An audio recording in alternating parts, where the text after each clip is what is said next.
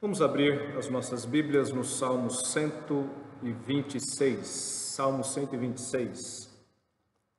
Quando o Senhor restaurou a sorte de Sião, ficamos como quem sonha.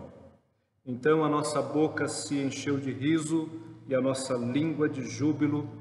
Então entre as nações se dizia: grandes coisas o Senhor tem feito por eles. Com efeito, grandes coisas o Senhor tem feito por nós. Por isso, estamos alegres. Restaura, Senhor, a nossa sorte, como as torrentes no Neguebe. Os que com lágrimas semeiam, com júbilo ceifarão. Quem sai andando e chorando enquanto semeia, voltará com júbilo, trazendo os seus feixes. Amém. O Salmo 126 fala sobre as maravilhosas obras de Deus na nossa vida. Meus irmãos, nós não sabemos ao certo quem escreveu este salmo. Também nós não sabemos ao certo qual o período em que este salmo foi escrito. A maioria dos estudiosos entende que o Salmo 126 foi escrito depois que o povo saiu do cativeiro babilônico. Ou seja, é um salmo pós-exílico. Outros entendem que esse salmo teria sido escrito no momento de grande aflição, num momento de grande crise pela qual o povo passou, e pela libertação do Senhor, pelo livramento do Senhor, no momento posterior, o salmista então, olhando para trás, escreveu esse salmo. Não importa, meus irmãos, exatamente qual o contexto. O que importa aqui para nós é que essa palavra, ela está falando sobre a maravilhosa obra de Deus na nossa vida. Eu entendo, meus irmãos, que este salmo é um salmo pós-exílico. Eu entendo que ele se encaixa melhor essa primeira opção, a opção de ter sido escrito após o cativeiro babilônico. E lendo este salmo, meus irmãos, tão conhecido nosso, um salmo que nós gostamos tanto de ouvir. Eu acredito que nesse tempo nós precisamos nos voltar para a palavra, em especial para o livro de Salmos, porque se tem um livro que fala bem perto aos nossos corações nestes dias, é exatamente o livro de Salmos, porque são orações, porque são cânticos, porque são muitas vezes desabafo, lamentos. Ora, é a nossa vida. É aquilo que nós estamos vivendo, assim como os homens de Deus viveram no passado, assim como Israel viveu lá no passado, nós também passamos pelas mesmas experiências. E é maravilhoso ver como a palavra de Deus se identifica conosco, porque quando eu leio este salmo aqui, meus irmãos, parece que ele se aplica à minha vida, e eu tenho certeza que quando você ouve, quando você lê esse salmo, você vai ter esse mesmo sentimento. Essa palavra é como se ela tivesse sido escrita para esse tempo que nós estamos vivendo, para esses dias que nós estamos vivendo, para esse tempo, meus irmãos, quando essa grande tragédia nos atinge, essa pandemia do Covid-19, que já matou mais de 300 mil pessoas neste mundo. Ah, meus irmãos, a palavra de Deus, ela vem de encontro ao nosso coração e ela nos faz ver as maravilhosas obras de Deus. Deus, Ele fez. Deus, Ele faz. Deus, Ele fará. Esse salmo, ele está dividido nesses três tempos. Nós temos aqui, meus irmãos, um relato do passado, um relato do presente, uma expectativa em relação ao futuro. Assim, esse salmo está dividido. Versículo 1 até o versículo 3, nós temos aqui aquilo que o Senhor havia feito. O salmista ele diz assim: quando o Senhor restaurou a sorte de Sião, ficamos como quem sonha. Então a nossa boca se encheu de riso e a nossa língua de júbilo. Então entre as nações se dizia: grandes coisas o Senhor tem feito por eles. Com efeito, grandes coisas o Senhor tem feito por nós. Por isso estamos alegres. O Senhor fez, Aqui há um testemunho das obras de Deus na vida do seu povo. Meus irmãos, todas as vezes que nós olhamos para este salmo aqui, nós precisamos começar exatamente por essa palavra, aquilo que o Senhor fez, e entender que a nossa vida, de fato, está nas mãos do Senhor. É Deus quem está governando todas as coisas. É Deus que está no controle de todas as coisas. Observe aqui, meus irmãos, este salmo, tanto no versículo 1, como no versículo 2, versículo 3 e 4, você vai encontrar aí a palavra Senhor. E esse Senhor que aparece aí na tua Bíblia é um Senhor todo ele com letra maiúscula. E quando na Bíblia, meus irmãos, a palavra Senhor aparece com letra maiúscula, é uma referência ao Deus da aliança. Aquele que se revelou a Moisés, quando Moisés perguntou a ele qual o seu nome. E ele disse: Moisés, eu sou o que sou. A palavra Santíssima, que designava o nome de Deus, o tetragrama dos judeus. Todas as vezes que aparece Senhor com letra maiúscula, meus irmãos, na Bíblia, há um relacionamento de aliança. Um relacionamento de aliança está sendo colocado ali. Deus tem uma aliança com o seu povo, e nesta aliança que Deus fez com o seu povo, Ele prometeu que jamais os abandonaria. A aliança de Deus com o seu povo lembra a Israel, em primeiro lugar, que Ele é Deus, que Ele é o eterno, Ele é o grande eu sou, mas também que este grande Deus, esse eterno Deus, prometeu que estaria com o seu povo. Meus irmãos, essa é a grande promessa que nós temos, que Deus estará conosco em todos os tempos, que Ele está no controle de todas as coisas, que Ele está no governo de todas as coisas. Observe, meus irmãos, que esse texto se referindo ao grande livramento que Deus havia dado ao povo de Israel. E nós sabemos pela história que Israel vai ficar 70 anos no cativeiro babilônico. Mas o Senhor levanta um homem, um grande rei, chamado Ciro. E Ciro vai ser usado por Deus, primeiro para derrubar a Babilônia, para vencer a Babilônia, e depois para decretar ao povo de Deus que eles poderiam voltar de novo à sua terra. É interessante notar, meus irmãos, que Ciro nem tinha nascido, e o Senhor já falava através do profeta Isaías a respeito dele. No capítulo 45 de Isaías, Deus está dizendo que vai levantar o seu ungido. Deus está dizendo que vai levantar o seu servo, e o nome dele era Ciro. Ciro não tinha nascido ainda, mas através de Isaías, Deus já profetizava o que iria acontecer lá na frente, porque Deus está no controle da história, porque Deus está no governo da história. A Babilônia dominou o povo de Deus, o povo de Israel, invadiu Israel, derrubou as muralhas, destruiu o templo, fez uma grande mortandade em Israel, levou o povo cativo. Tudo isso, meus irmãos, era a permissão de Deus. Deus estava no controle. Deus estava ali disciplinando o seu povo, Deus estava corrigindo o seu povo, mas no tempo certo, no tempo determinado, nem um dia a mais, nem um dia a menos, o Senhor trouxe de volta o seu povo à sua terra. E usou a Ciro, Ciro que nem conhecer a Deus conhecia, mas obedeceu à vontade do Senhor, porque Deus é soberano, porque Ele é o Senhor, Ele está no controle, Ele faz todas as coisas conforme o conselho da sua vontade. Por isso que o salmista diz: quando o Senhor restaurou a nossa sorte, ele sabia que aquele ato foi um ato de Deus, não foi acaso, foi Deus quem estava no controle, foi Deus quem permitiu que o povo fosse levado cativo, e foi Deus quem permitiu que o povo agora, liberto, pudesse voltar à sua terra. Paulo, escrevendo aos Romanos, diz que nós sabemos que todas as coisas cooperam para o bem daqueles que amam a Deus. E por que nós sabemos que todas as coisas cooperam para o nosso bem, meus irmãos? Porque nós sabemos que Deus está o controle, é Ele quem dirige a história. Deus estava aqui conduzindo o seu povo.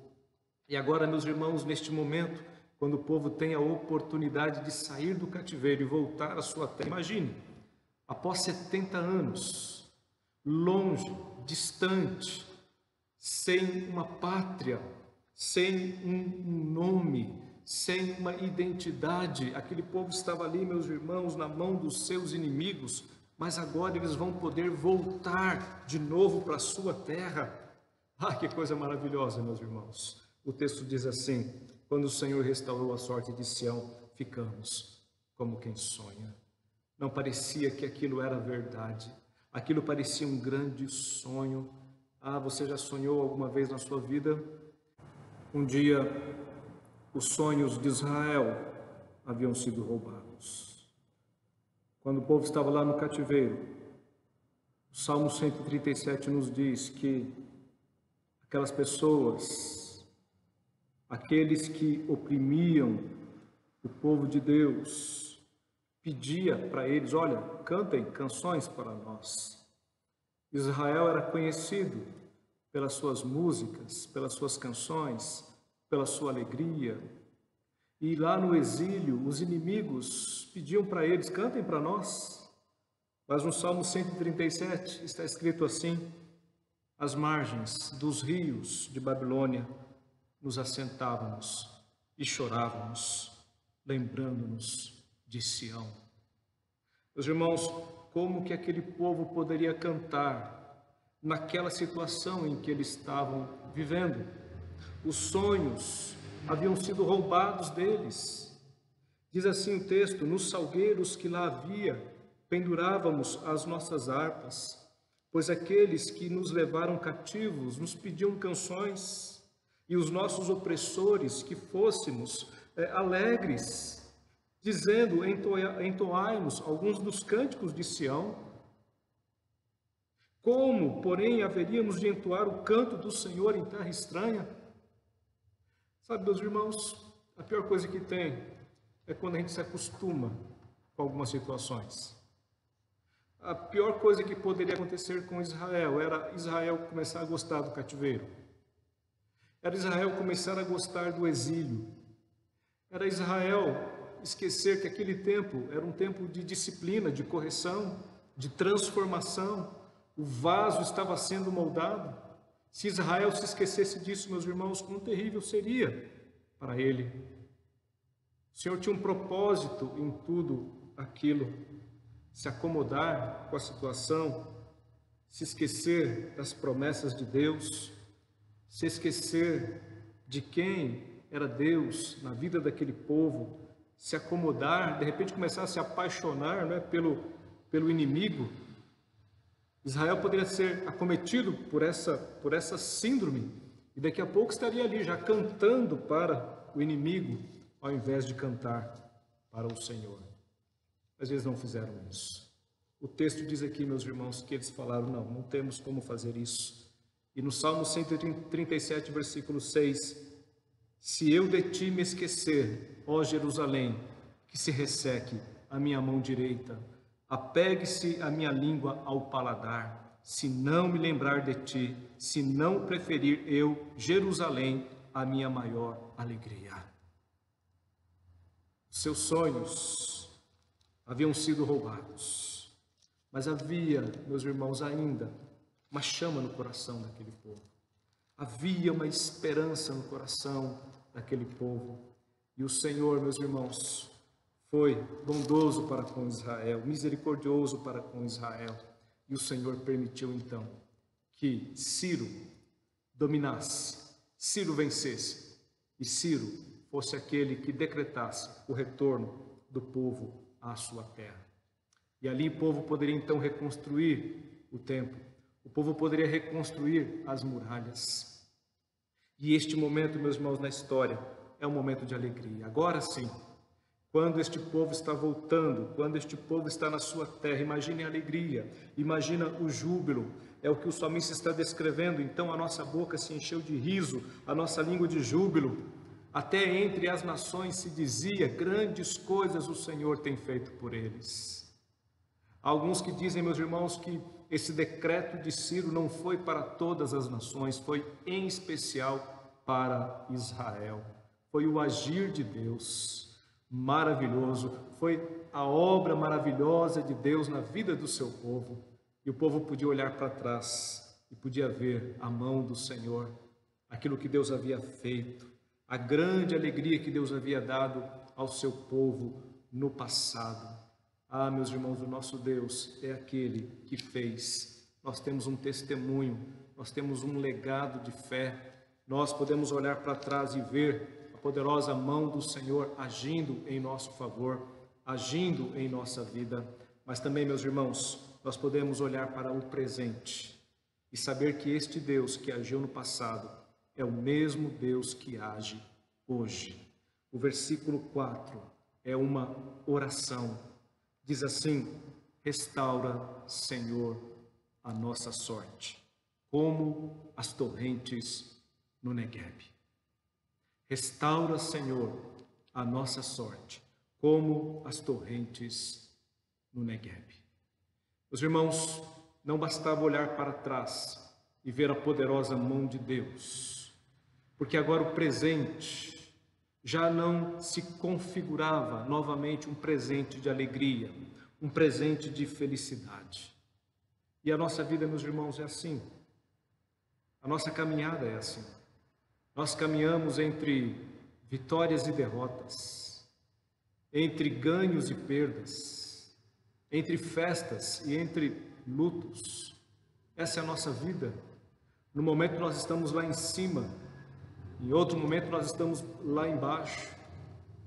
No momento nós estamos alegres, profundamente alegres. Em outro momento nós estamos profundamente tristes. Assim é a nossa vida.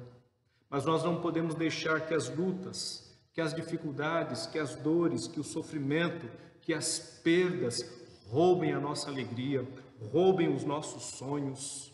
Israel já estava de volta na sua terra. O cativeiro já havia terminado. Isso não significa que a partir dali eles só teriam alegria, não teriam mais nenhuma luta, nenhuma dificuldade. Pelo contrário, como eu disse, a vida não é assim. Mas uma coisa eles teriam, a certeza de que o Senhor estava com eles. O mesmo Deus que agiu no passado era o Deus que agiria no presente. Eu e você podemos olhar para trás e ver a mão de Deus. Quantas coisas Deus fez na nossa vida. Quantos milagres, quantas ações sobrenaturais de Deus nas nossas vidas, meus irmãos. Quantos momentos de festa, quantos momentos de alegria. Eu tenho certeza que se você olhar para trás, você vai lembrar de momentos assim. Eu tenho certeza que mesmo nesse tempo de quarentena, você já parou e já lembrou de momentos assim. E talvez no teu coração está aquele desejo, olha, assim que acabar, eu quero novamente viver esse momento. Já estão até programando aí, né? A gente vê pelos grupos, já tem gente aí já programando a feijoada, a macarronada, né? A churrascada, enfim. Os irmãos já estão se movimentando, os irmãos já estão aí querendo quebrar a quarentena, né? Ainda bem que estão bem obedientes, mas já, se dependesse de alguns aí, já não tinha nem mais quarentena, né? Porque o coração está ansioso. Nós queremos, meus irmãos, voltar à nossa vida, voltar ao nosso trabalho. Talvez aqueles que reclamavam do trabalho já estão com saudade do seu trabalho, né? Do seu emprego. Aqueles que reclamavam de acordar cedo para pegar o trem lotado e ônibus lotado para ir trabalhar, agora já estão com saudades do trabalho, estão morrendo de vontade de trabalhar. Não é assim? Ah, meus irmãos, nós precisamos olhar para a nossa vida, olhar para trás e ver a mão de Deus, olhar para o presente e ver também a mão do Senhor nos conduzindo. E a oração do salmista é: restaura, Senhor, a nossa sorte. Senhor, restaura a nossa sorte. Novamente, o tempo é um tempo difícil. Novamente, o tempo é um tempo de dor. Novamente, o tempo é um tempo de perda. Por isso ele ora: Senhor, restaura. Senhor, restaura. Você precisa de restauração na tua vida? Qual a área da tua vida que você precisa de restauração? Talvez na sua família, seu casamento, Quem sabe o seu relacionamento com os seus filhos, com os seus pais, quem sabe os seus sonhos profissionais, a sua vida espiritual. Você precisa de restauração. Você quer viver um tempo que você já viveu no passado e que já não é mais igual no presente. Você quer viver as mesmas experiências que você já viveu um dia com o Senhor, com a sua família, na sua vida, nas mais diversas áreas da sua vida.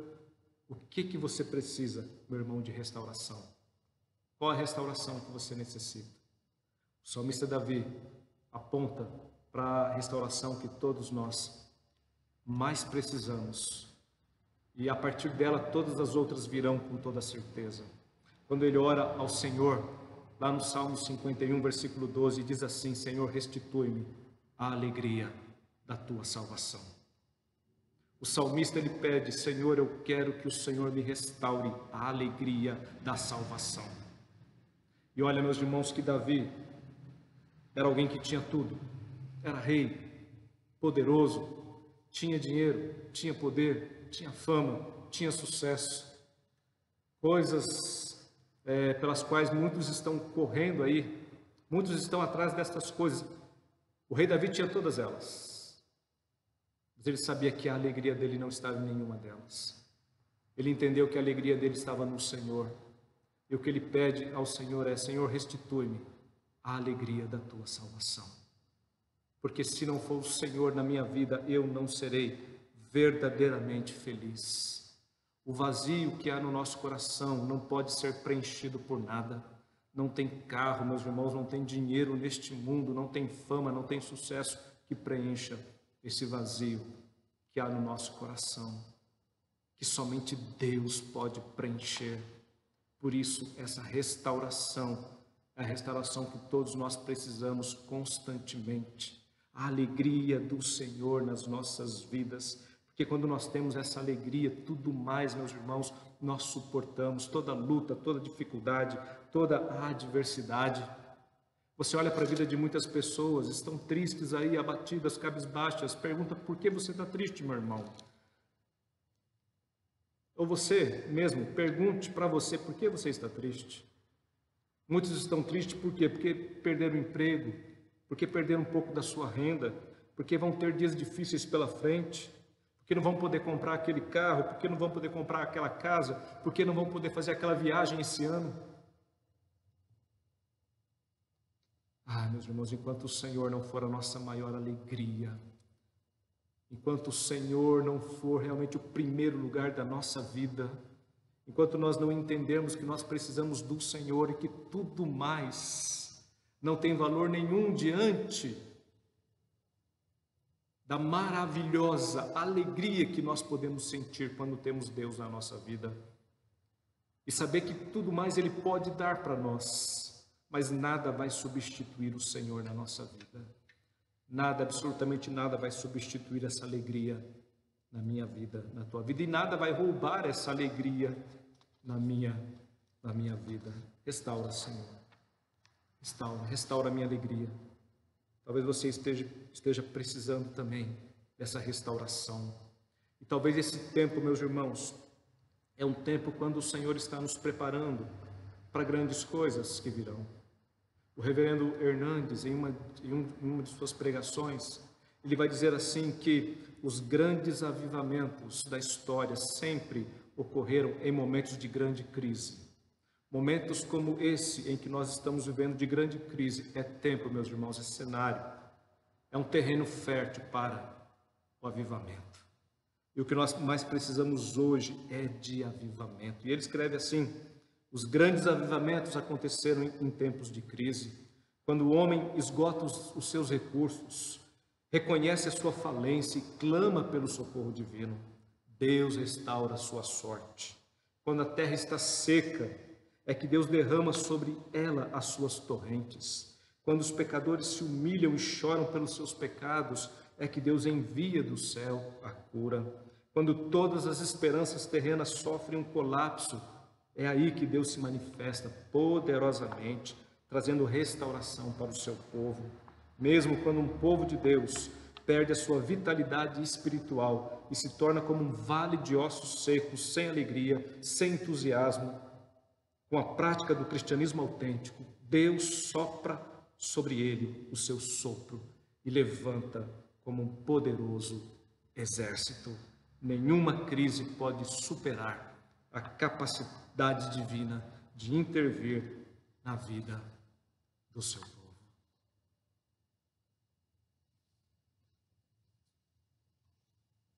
Restaura, Senhor, a nossa sorte. Restaura, Senhor, a nossa sorte como as torrentes do Negueb. O deserto do Negueb, ele fica a maior parte do ano sem chuva. 11 meses sem chuva. E aí vem a chuva. E as chuvas vão caindo, meus irmãos, na área mais alta. E ali se formam comportas de água que, quando transbordam, elas vêm como torrentes e vão regando, vão formando um canal por todo o deserto. Imagine você um deserto, um lugar sem vida, um lugar árido, mas que agora recebe a água que vai vindo, que vai percorrendo, que vai fazendo um caminho, e naquele caminho de água vai trazendo a vida. Novamente, dentro de pouco tempo, uma vegetação vai surgir ali, os animais vão voltar, flores vão nascer, e o deserto, que era um lugar seco e sem vida, se tornará novamente um lugar com vida. Por isso que o salmista diz: Senhor, restaura a nossa sorte como as torrentes do Negueb, porque muitas vezes a nossa vida está assim, seca, sem graça, sem alegria. A gente olha para um lado, olha para o outro e não encontra, meus irmãos, motivo, razão. São momentos difíceis, são momentos angustiantes, mas saiba de uma coisa: você não vai ficar parado nessa situação, porque o Senhor é aquele que restaura. Esta noite você pode pedir ao Senhor: Senhor, restaura a minha sorte. Senhor, eu quero viver aquele tempo maravilhoso que eu já vivi um dia. Eu quero voltar, Senhor, a ser aquela pessoa que eu já fui um dia. Não me deixa, Deus, viver esse tempo, este momento para sempre, Deus. Não me deixa eu ficar uma pessoa deprimida, azeda, descontente com tudo e com todos. Me faz, Deus, viver de novo aquilo que eu já vivi um dia. Restaura a nossa sorte. A nossa oração nesse tempo, meus irmãos, é: Senhor, restaura a nossa sorte. Restaura a sorte da igreja, Deus amado. Ah, que saudades!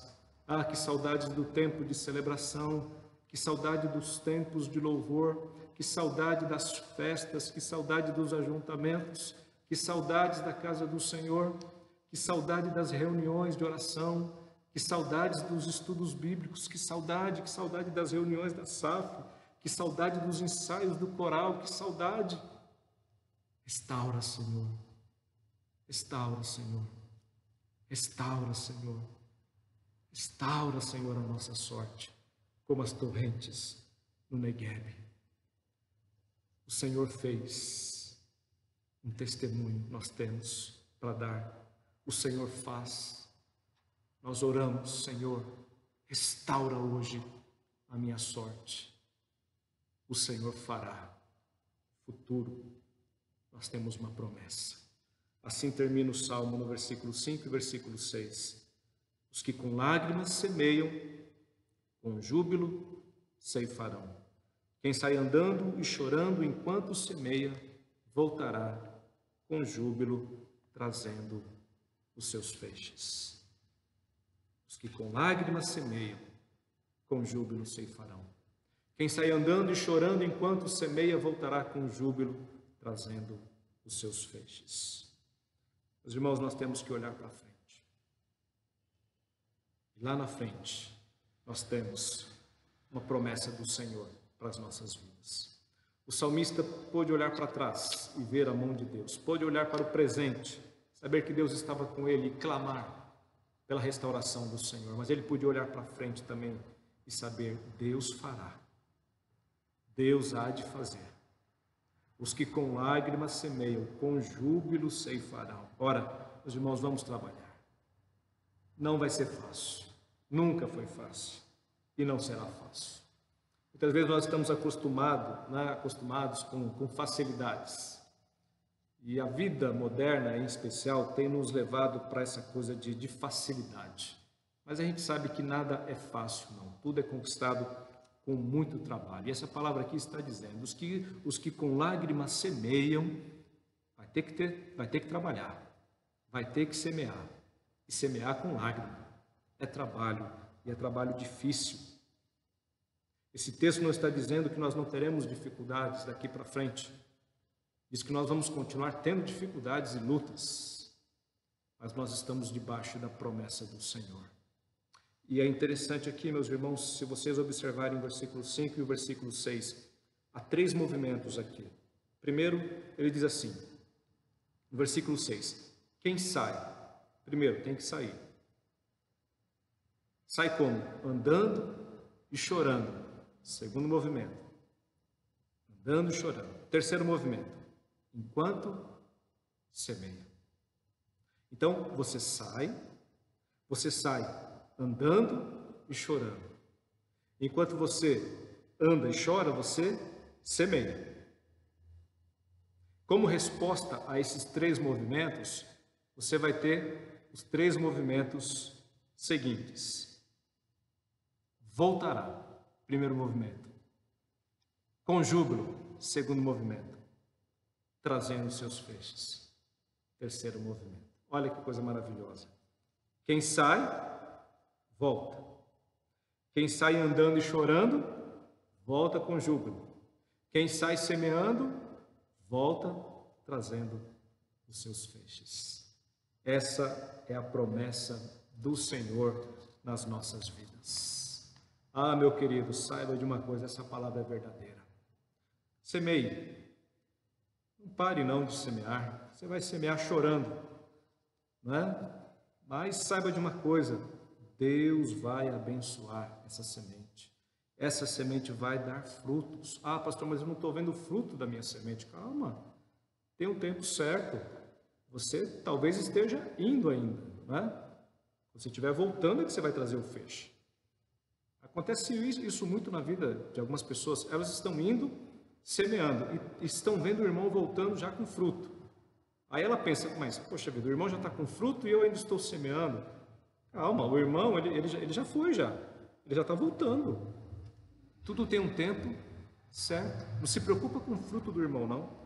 Se preocupa com a tua semente. Continua semeando, que você também, na hora certa, você vai colher. Você vai colher. Saia do comodismo. Não é? Não deixe a crise te derrubar. Não deixe esse momento de derrubar. As grandes crises da vida são prenúncios de grandes oportunidades e de grandes milagres, porque Deus está presente, meus irmãos. Deus está presente, Deus está trabalhando. E eu gosto muito, meus irmãos, quando esse salmo, ele diz assim, no versículo 5, os que com lágrima semeiam. Você já parou para pensar nisso? Os que com lágrimas semeiam.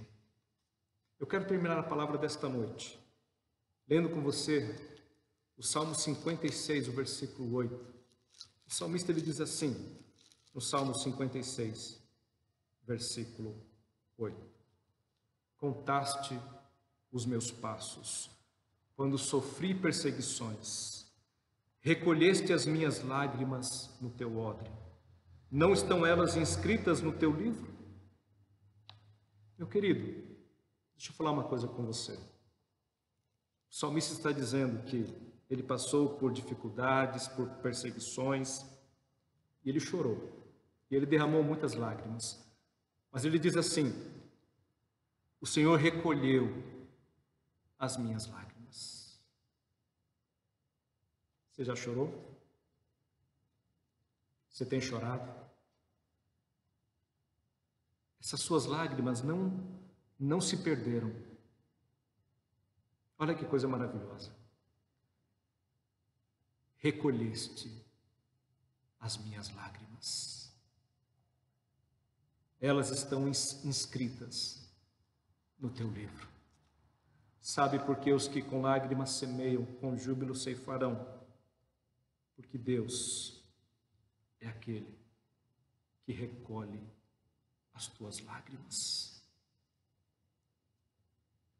Deus conhece a tua vida. Deus conhece a tua caminhada. E essa semente, regada com lágrimas nas mãos do Senhor, vai dar frutos para a glória de Deus. É assim que nós vivemos, meus irmãos, olhando para trás, olhando para o presente e olhando para o futuro, com o nosso coração cheio de fé, cheio de esperança, que não vai nos faltar absolutamente nada, porque o Senhor está conosco em todo o tempo, em todos os momentos. O tempo que nós estamos vivendo é muito difícil, mas não é maior do que o nosso Deus. Os problemas são muito grandes, mas não são maiores do que o poder do nosso Deus. Descansa no Senhor. Olha para trás. Lembre-se de tantos momentos maravilhosos que Deus já te deu, de tantos momentos de alegria que Ele deu já na sua vida. Olhe para o presente e peça ao Senhor: Senhor, restaura aquilo que precisa ser restaurado hoje na minha vida.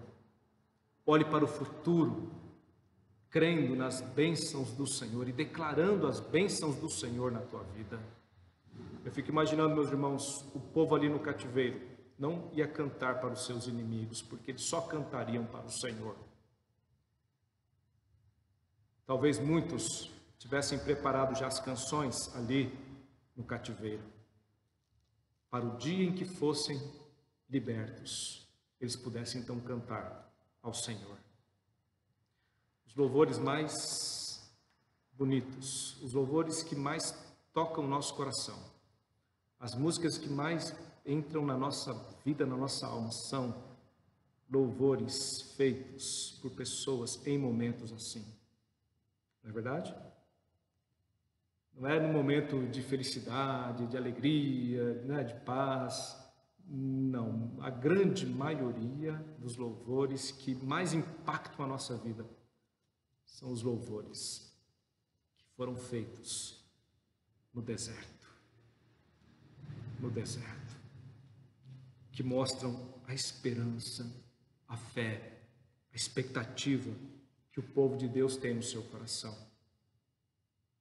Que você, nessa quarentena, possa já estar escrevendo os teus louvores, que você vai cantar na presença do Senhor, quando tudo isso acabar. Que você possa estar já escrevendo o teu testemunho, que você vai dar. Quando os cultos voltarem, você vai estar aqui na igreja, aqui na frente, falando aquilo que o Senhor fez na tua vida. Porque grandes coisas o Senhor tem feito. Grandes coisas o Senhor fez. Grandes coisas o Senhor fará por nós. Que Deus te abençoe. Amém. Vamos orar, meus irmãos. Deus amado, nós te pedimos que o Senhor venha colocar, Deus, essa palavra em nosso coração. Que possamos, Deus, ter esperança. Que possamos, Deus amado, olhar para o passado e ver a tua bondosa mão. Que possamos, Deus amado, olhar para o presente e confiar na tua proteção, na tua ajuda, na tua restauração. Que possamos olhar para o futuro, Deus amado, crendo nas promessas do Senhor. E que o Senhor tem grandes coisas a fazer ainda nas nossas vidas. Em nome de Jesus, ó Deus, abençoa o teu povo. Que como igreja do Senhor, Pai, nós possamos viver cantando, louvando ao Senhor pelas tuas maravilhosas obras na nossa vida. Que possamos viver, Deus, de fé em fé. Que não venhamos, Deus, a desanimar, a desistir. Que não venhamos a nos enfraquecer neste tempo, Deus amado. Fortalece-nos. Fortalece-nos nesse tempo de quarentena, Pai amado, para que a nossa fé possa estar firmada no Senhor.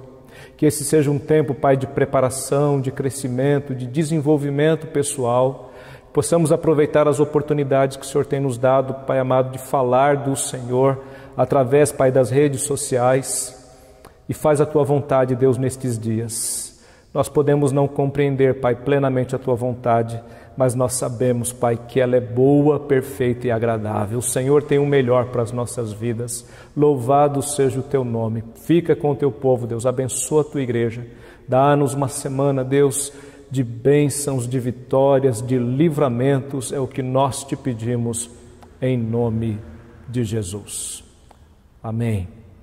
Amém. Receber a bênção.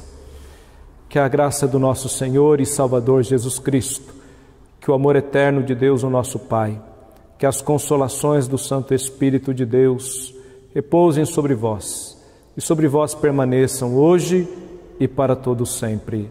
Amém.